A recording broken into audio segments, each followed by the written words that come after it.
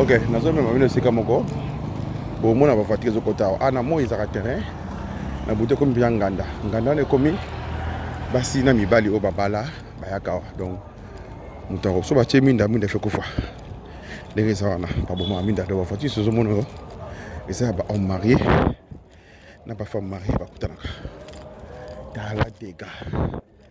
Donc, il y a qu'à plein. On s'en a comme on au cinéma Moulili. Donc, yo na moi scénario. Il y a moi c'est les balles. Les kangourous, il n'y a pas les kangourous moi c'est. Donc, nous sommes un terrain. Donc, terrain, on a moi qui balé. Donc, on a un gona. Donc, voilà, ok. Mais, on a pourquoi ils ont plein, on s'en a dit. Donc, voilà. Enfin, on a ok, donc, on va fatiguer sur le mono.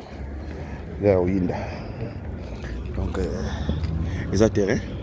On a boutoir, comme un bassin à ma balle, on a une balle à ma balle. So, au tient de Basiligi. Donc, ils ont plein, surtout ça média. Cinéma Moulili. Mais on a moi terrain. Voilà la réalité de Kinshasa. Kindumbe za mboko yo. Ngaye Zambé. On a passé. Donc, bavanti ce monde dans la katisa basi na mibali. Mais ba marié.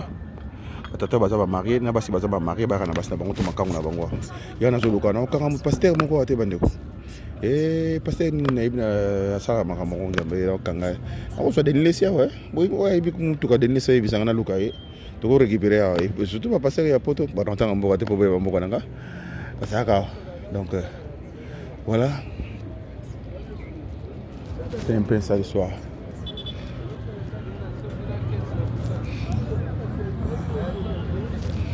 Je peux donc on a nos bêtes pas porter, donc comme on a Yaman, donc il y a pas mon gombali na yo partir mon gongo à part mon gongo moi il y a bambali nous ate na santé tali damewana surtout comme 21h avant confinement. Les airs au Yinda. Donc voilà.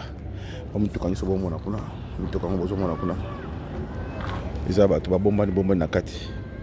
Donc moi c'est sur moi c'est dans mon fatigue, il pose la fatigue boy banaka. Mais on tout quand on va péter, yo ko va péter. So ben c'est ça va bien. OK.